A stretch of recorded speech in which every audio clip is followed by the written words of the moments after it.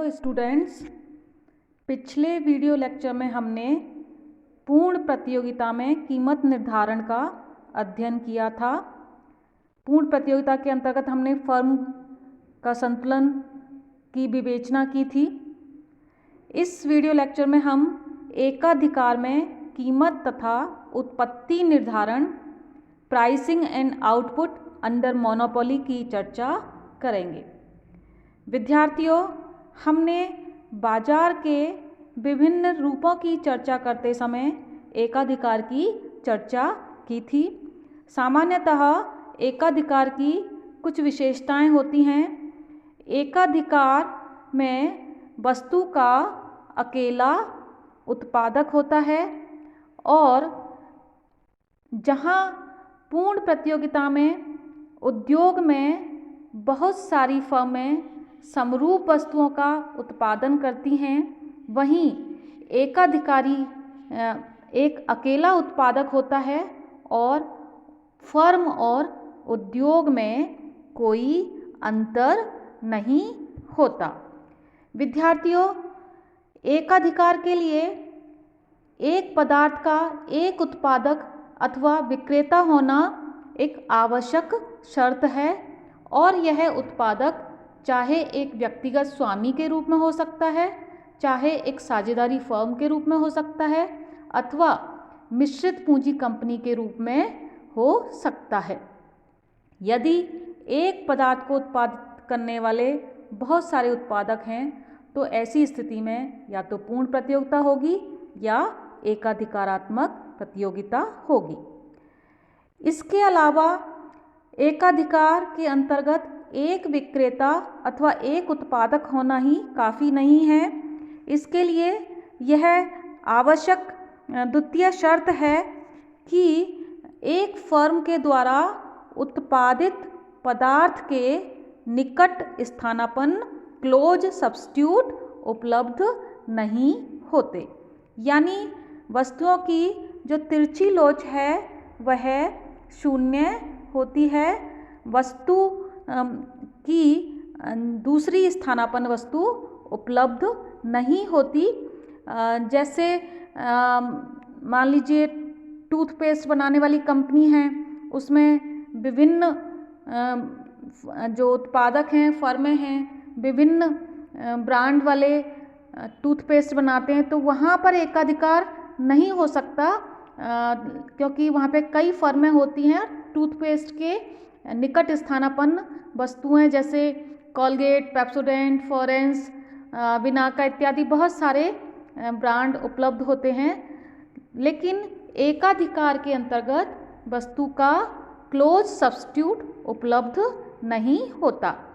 इसके अलावा एकाधिकार के अंतर्गत उद्योग में प्रवेश करने पर प्रभावी रुकावटें पाई जाती हैं। यानी एकाधिकार के अंतर्गत उद्योग में नई फर्म प्रवेश नहीं कर सकती और उद्योग में प्रवेश के मार्ग में साधारणतः ये रुकावटें पाई जाती हैं, जैसे बाजार का सीमित आकार होने के कारण एक से ज़्यादा फर्मों की आवश्यकता नहीं होती, या एकाधिकारी का कच्चे माल व उत्पादन के अन्य साधनों पर नियंत्रण हो सकता है, या एकाधिकारी को किसी वस्तु के उत्पादन अथवा वस्तु की प्रक्रिया के संदर्भ में सरकार की तरफ से पेटेंट राइट्स मिले हुए होते हैं, या एकाधिकारी को सरकारी कॉन्ट्रैक्ट पर काम मिला हुआ हो सकता है, या एकाधिकारी को टैरिफ या आयात कोटा के माध्यम से सुरक्षा मिल सकती है, या एकाधिकारी की जो लागत स्थितियां हैं वो इस प्रकार की हैं, सुदृढ़ वित्तीय नीति है एकाधिकार की, जिसके कारण अन्य फर्में प्रवेश की इच्छुक नहीं होती हैं। तो ये विशेषताएं, तीनों विशेषताएं पूरी होने पर एकाधिकार की स्थिति होती है। विद्यार्थियों, एकाधिकारी कीमत निर्धारक होता है, कीमत स्वीकारक नहीं होता। कहने का मतलब ये है कि जहां पूर्ण प्रतियोगिता में हमने देखा था कि एक फर्म दी हुई कीमत पर, उद्योग के द्वारा दी हुई कीमत पर अपनी उत्पादन मात्रा का निर्धारण करती है, वह कीमत को निर्धारित नहीं कर सकती, जबकि एकाधिकार के अंतर्गत जो एकाधिकारी है वह कीमत को निर्धारित करता है। एकाधिकारी को अपने प्रतिस्पर्धियों के कार्य का कोई भय नहीं होता और उसके निर्णय को अन्य उत्पादक प्रभावित नहीं करते, इसलिए एकाधिकारी निर्णय लेने में स्वतंत्र होता है। एक और बात विद्यार्थियों कि एकाधिकारी का मूल उद्देश्य अपने लाभ को अधिकतम करना होता है, कुल लाभ को अधिकतम करना होता है, ना कि प्रति इकाई लाभ को। और इसके अलावा हम यह भी देखेंगे कि एकाधिकारी कीमत तथा उत्पादन मात्रा को एक साथ निश्चित नहीं कर सकता, या तो वह कीमत को निश्चित कर सकता है या वह उत्पादन मात्रा को निश्चित कर सकता है और कीमत उस उत्पादन मात्रा के अनुरूप निर्धारित हो जाती है। विद्यार्थियों, वास्तविक जगत में एकाधिकार की स्थिति कम ही देखने को मिलती है, लेकिन ऐसा हो सकता है कि जो सार्वजनिक उपयोगिता संबंधी सेवाएं हैं, पब्लिक यूटिलिटी सर्विसेज हैं, जैसे वाटर सप्लाई है, विद्युत की सप्लाई है, रेल है, इन सब में एकाधिकार की स्थिति देखी जा सकती है। और हम जो एकाधिकार का अध्ययन करते हैं वह इसलिए भी करते हैं क्योंकि इससे हमारी पूर्ण प्रतियोगिता के बारे में जानकारी अधिक विस्तृत और स्पष्ट होती है और हम एकाधिकार की तुलना अपूर्ण प्रतियोगिता बाजार के अन्य रूपों जैसे एकाधिकारात्मक प्रतियोगिता या अल्पाधिकार का हमें अध्ययन करने में भी सुविधा होती है, क्योंकि विद्यार्थियों हम जानते हैं कि एकाधिकार अपूर्ण प्रतियोगिता का चरम रूप है। एक तरफ पूर्ण प्रतियोगिता एक्सट्रीम फॉर्म है मार्केट का और दूसरी तरफ एकाधिकार बाजार का चरम रूप है। विद्यार्थियों, हमें एकाधिकार के अंतर्गत कीमत एवं उत्पत्ति निर्धारण को समझने से पहले हमें यह भी समझना जरूरी है, एकाधिकार के लिए मांग वक्र के स्वरूप को समझना जरूरी है, क्योंकि पूर्ण प्रतियोगिता में एक व्यक्तिगत फर्म के लिए, जैसा कि हमने पिछले वीडियो लेक्चर में देखा था कि पूर्ण प्रतियोगिता के अंतर्गत एक व्यक्तिगत फर्म के लिए जो मांग वक्र होता है वह क्षैतिज रेखा होता है, एक्स अक्ष के समानांतर सरल रेखा होता है, और संपूर्ण उद्योग के लिए मांग वक्र ऋणात्मक ढाल वाला होता है। यहाँ एकाधिकारी के लिए जो मांग वक्र है या जिसे हम औसत आय वक्र भी कहते हैं वह ऋणात्मक ढाल वाला होता है, क्योंकि एकाधिकार के अंतर्गत एकाधिकारी ही फर्म है, एकाधिकारी ही एक उद्योग है, तो एकाधिकारी के लिए जो मांग वक्र है वह उद्योग के मांग वक्र के अनुरूप मांग वक्र बाएं से दाएं नीचे झुका हुआ होता है। विद्यार्थियों, यह ऐसा इसलिए होता है क्योंकि जो एकाधिकारी जिस वस्तु का उत्पादन करता है उसकी जो मांग है वह समस्त उपभोक्ताओं की मांग होती है, और जैसा कि हम मांग के सिद्धांत में जानते हैं कि उपभोक्ताओं की मांग का जो वक्र है वह नीचे झुका हुआ होता है। तो यहाँ आप इस डायग्राम में देख रहे हैं कि जो AR कर्व, जिसे हम डिमांड कर्व या मांग वक्र भी बोलते हैं, वह ऋणात्मक ढाल वाला है, और जब मांग वक्र ऋणात्मक ढाल वाला है तो उसके अनुरूप सीमांत आगम भी ऋणात्मक ढाल वाला है। यहाँ AR और MR कर्व दिए हुए हैं। O y अक्ष पर कीमत और आगम है और O x अक्ष पर क्वांटिटी दर्शाई गई है। तो जो MR कर्व है वह AR कर्व से जो हाफ दूरी पर होता है, जैसा कि हमने आगम वक्रों की धारणा के अंतर्गत देखा था। आप देख सकते हैं यहाँ पर P डैश बिंदु जो कीमत दिखाई दे रही है और जो ये R पॉइंट दिखाई दे रहा है, जो MR वक्र है वह इन दोनों के बीच में से होता हुआ गुजर रहा है। तो इस प्रकार एकाधिकार के लिए जो मांग वक्र है वह ऋणात्मक ढाल वाला होता है। अब विद्यार्थियों, हम एकाधिकार के अंतर्गत अल्पकाल में कीमत तथा उत्पत्ति के निर्धारण की बात करते हैं। तो इसके लिए दो विधियों का प्रयोग किया जाता है और हम जानते हैं कि अल्पकाल में उत्पत्ति के स्थिर साधनों को परिवर्तित नहीं किया जा सकता। केवल अल्पकाल में परिवर्तनशील साधन जैसे कच्चा माल, श्रम, इनमें ही परिवर्तन किया जा सकता है। तो एकाधिकार में अल्पकाल में कीमत तथा उत्पादन निर्धारण की दो विधियां हैं, TR माइनस TC विधि, total revenue minus total cost, कुल आगम माइनस कुल लागत। यहाँ पर एकाधिकारी का लाभ वहाँ अधिकतम होगा जहाँ TR और TC का अंतर सर्वाधिक होता है, क्योंकि इसी बिंदु पर लाभ अधिकतम होता है। हम इसको इस डायग्राम के माध्यम से देख सकते हैं। आप इस चित्र में देख रहे हैं कि कुल आगम और कुल लागत वक्र दिए हुए हैं, जहां इनका अंतर सर्वाधिक है। यहाँ आप देख सकते हैं कि जो अंतर सर्वाधिक यहाँ A B के बीच में ये अंतर सर्वाधिक दिया हुआ है। इसी बिंदु पर इस B पॉइंट पर जो प्रॉफिट कर्व लाभ वक्र आप देख रहे हैं ये अधिकतम है। O x अक्ष पर वस्तु की मात्रा और O y अक्ष पर TR TC और लाभ दिखाया हुआ है। विद्यार्थियों, इस जो विधि है इसकी जो कमी है वह यह है कि इसमें हम अधिकतम लाभ को जानने के लिए हमें TR और TC के बीच में सर्वाधिक अंतर को विभिन्न स्पर्श रेखाओं को खींचकर उनके स्लोप के माध्यम से देखना पड़ता है।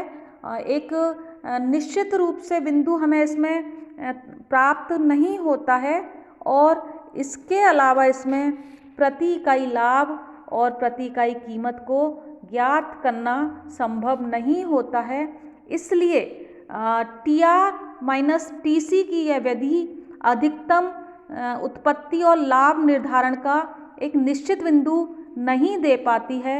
इसलिए उत्पत्ति और कीमत निर्धारण की दूसरी विधि का आजकल MR और MC मेथड का ज़्यादा प्रयोग किया जाता है, जो कि अधिकतम लाभ को एक स्पष्ट और निश्चित बिंदु प्रदान करती है। तो हम उत्पत्ति और कीमत निर्धारण की दूसरी विधि की चर्चा करते हैं। दूसरी विधि है MR तथा MC विधि। इस विधि में एकाधिकारी के साम्य के लिए दो शर्तें पूरी होनी चाहिए, जैसा कि हम पूर्ण प्रतियोगिता में भी देख चुके हैं। MR इक्वल टू MC हो और MC वक्र MR वक्र को नीचे से काटता हो। विद्यार्थियों, अल्पकाल में पूर्ण प्रतियोगिता की भांति एकाधिकारी को या तो असामान्य लाभ मिल सकते हैं, सामान्य लाभ मिल सकते हैं अथवा हानि हो सकती है। और ये जो तीनों स्थितियां हैं, यह एकाधिकारी की जो शॉर्ट रन एवरेज कॉस्ट है SAC है, अल्पकालीन औसत लागत वक्र की जो स्थिति होगी उस पर निर्भर करेगी। हाँ, ये बात अलग है, ये बात जरूर है कि हानि की स्थिति में P greater than ABC average variable cost होना चाहिए। और तीनों ही स्थितियों में एकाधिकार के अंतर्गत जो कीमत है वह सीमांत लागत से अधिक होती है, P ग्रेटर देन MC होता है। हम अल्पकाल में इन तीनों स्थितियों की चित्र के द्वारा हम इनको स्पष्ट करते हैं। आप इस चित्र को देखिए पहले। इसमें आप देख रहे हैं कि AR और MR कर्व दिखाए गए हैं। OX अक्ष पर क्वांटिटी दिखाई गई है, OY अक्ष पर रेवेन्यू और कॉस्ट दिखाए गए हैं, और इस E बिंदु पर MC MR कर्व को नीचे से काटता हुआ गुजर रहा है, और इस बिंदु पर संतुलन में है एकाधिकारी, और इस बिंदु पर जो कीमत है वह MS या OP निर्धारित हो रही है, लेकिन जो फर्म है उसकी जो औसत लागत है AC है वह T पॉइंट पर है, यानी MT के बराबर है, और एकाधिकारी को इस शेडेड एरिया के बराबर प्रॉफिट लाभ प्राप्त हो रहे हैं, क्योंकि यहाँ पर जो AR है वह AC से अधिक है। तो ये एकाधिकारी के लिए असामान्य लाभ की स्थिति है। विद्यार्थियों, अगर एकाधिकारी के लिए जो शॉर्ट रन AC कर्व है उसकी स्थिति इस डायग्राम के अनुसार है, इस दूसरे डायग्राम के अनुसार, तो हम देख रहे हैं कि संतुलन का बिंदु तो जो MC है वो MR को E बिंदु पर काट रहा है, लेकिन जो कीमत है वह NQ या OM है, लेकिन जो एकाधिकारी के लिए जो SAC है वह यहाँ R बिंदु पर कीमत से अधिक है संतुलन मात्रा पर। तो यहाँ फर्म को इस MNSR इस आयत के बराबर एकाधिकारी को अल्पकाल में हानि हो रही है, क्योंकि यहाँ पर संतुलन बिंदु पर जो एकाधिकारी के लिए जो एवरेज कॉस्ट है वह एवरेज रिवेन्यू से ज़्यादा है। ये जो डी मांग वक्र है यह AR वक्र है। तो यहाँ पर हानि की स्थिति देखी हमने। हम अब इस तीसरे डायग्राम में अल्पकाल में एकाधिकारी के लिए सामान्य लाभ की स्थिति को दर्शा सकते हैं, जहाँ पर AR और MR कर्व दिखाए गए हैं, और संतुलन का बिंदु अल्पकाल में एकाधिकारी के लिए इस E बिंदु पर है। इस E बिंदु पर आप देख रहे हैं कि जो कीमत MP है या OB हम कह सकते हैं वह एवरेज कॉस्ट के बराबर है, यानी जो एवरेज कॉस्ट है वह AR के बराबर है यहाँ पर संतुलन बिंदु पर। तो यहाँ पर एकाधिकारी को सामान्य लाभ प्राप्त हो रहे हैं। तो इस प्रकार एकाधिकारी अल्पकाल में सामान्य लाभ, हानि और असामान्य लाभ तीनों स्थितियों को फेस कर सकता है, तीनों स्थितियों का सामना कर सकता है। विद्यार्थियों, अल्पकाल में हमें यह भी ध्यान रखना चाहिए कि जो एकाधिकारी का जो संतुलन है वह उत्पत्ति के नियमों से प्रभावित होता है। तो इसलिए अल्पकाल में यह बात महत्वपूर्ण है कि एकाधिकारी फर्म के संतुलन बिंदु पर सीमांत लागत बढ़ती हुई हो सकती है, घटती हुई हो सकती है, अथवा स्थिर हो सकती है। जबकि हमने पूर्ण प्रतियोगिता में देखा था कि जो फर्म के लिए संतुलन बिंदु पर संतुलन वहीं स्थापित होता है जहां सीमांत लागत बढ़ रही होती है संतुलन बिंदु के बाद, लेकिन यहाँ पर ये तीनों स्थितियाँ हो सकती हैं। बस शर्त यही रहती है कि MC वक्र MR वक्र को नीचे से काटे। तो एकाधिकारी का संतुलन सीमांत लागत की बढ़ती हुई स्थिति, घटती हुई स्थिति अथवा स्थिर स्थिति, तीनों स्थितियों में एकाधिकारी का संतुलन हो सकता है। अब विद्यार्थियों, हम दीर्घकाल में एकाधिकार के कीमत और उत्पत्ति निर्धारण की चर्चा करते हैं। हम जानते हैं कि दीर्घकाल में उत्पादन के सभी साधन परिवर्तनशील होते हैं, इसलिए दीर्घकाल में एकाधिकारी मांग में होने वाले परिवर्तनों के अनुसार अपने संयंत्र का आकार बदल सकता है, प्लांट की साइज को चेंज कर सकता है।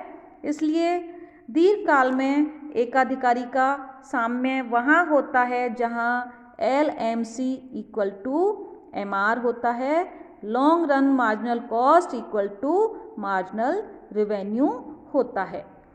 विद्यार्थियों, जहाँ पूर्ण प्रतियोगिता में दीर्घकाल में फर्म को सामान्य लाभ की प्राप्ति होती है, वहाँ दीर्घकाल में एकाधिकारी को असामान्य लाभ मिलते हैं, क्योंकि दीर्घकाल में एकाधिकारी के लिए P equal to AR, P कीमत जो कि औसत रेवेन्यू औसत आगम है वह LAC से ज़्यादा होती है, जबकि पूर्ण प्रतियोगिता में ये तीनों एक दूसरे के बराबर होते हैं। तो दीर्घकाल में एकाधिकारी को असामान्य लाभ मिलते हैं। एक बात और कि दीर्घकाल में एकाधिकारी के संयंत्र का आकार अनुकूलतम भी हो सकता है। अनुकूलतम आकार से संयंत्र का आकार कम हो सकता है और अनुकूलतम आकार से अधिक आकार पर संयंत्र को ऑपरेट किया जा सकता है। यह एकाधिकारी के लिए मांग की स्थितियों पर निर्भर करेगा। यदि किसी वस्तु का जो बाजार है या मांग सीमित है तो हो सकता है एकाधिकारी के लिए संयंत्र का अनुकूलतम आकार से कम आकार पर संयंत्र को वह संचालित करे। लेकिन तीनों ही स्थितियों में एकाधिकारी दीर्घकाल में असामान्य लाभ कमाता है। अब हम एक चित्र के माध्यम से दीर्घकाल में एकाधिकारी के लिए उत्पत्ति और कीमत निर्धारण को समझा सकते हैं। यहाँ आपको ये रेखा चित्र दिखाई दे रहा है। OX अक्ष पर उत्पत्ति मात्रा है, OY अक्ष पर कॉस्ट और रेवेन्यू लागत और आगम दिए हुए हैं। यहाँ पर AR और MR आपको दिखाई दे रहे हैं और यह LMC है, यह LAC है, लॉन्ग रन मार्जिनल कॉस्ट और लॉन्ग रन एवरेज कॉस्ट हैं। LMC MR कर्व को E बिंदु पर काट रहा है। E बिंदु संतुलन का बिंदु है। इस बिंदु के अनुरूप जो कीमत है वह LQ या OP निर्धारित होगी और इस उत्पत्ति मात्रा पर हम देख रहे हैं LAC की स्थिति से आपको दिखाई दे रहा है। इस H पॉइंट पर आप देख रहे हैं कि LAC कम है, LAC HQ है, जबकि जो AR है वह QL है। तो इस शेडेड एरिया के बराबर एकाधिकारी को इकोनॉमिक प्रॉफिट्स आर्थिक लाभ मिल रहे हैं दीर्घकाल में। लेकिन आप यहाँ एक चीज़ देखिए कि जो LMC है वह LAC के न्यूनतम बिंदु पर काटता हुआ गुजर रहा है और न्यूनतम बिंदु OL उत्पादन मात्रा से आगे है। यहाँ आप देखिए OL उत्पादन मात्रा से आगे है LAC का न्यूनतम बिंदु।